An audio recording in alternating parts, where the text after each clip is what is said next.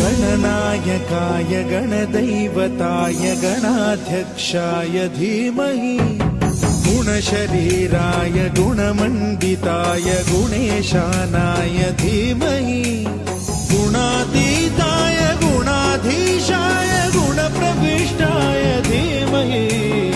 एकदन्ताय वक्रतुण्डाय गौरीतनयाय धीमहि गजेशानाय भालचन्द्राय श्रीगणेशाय धीमहि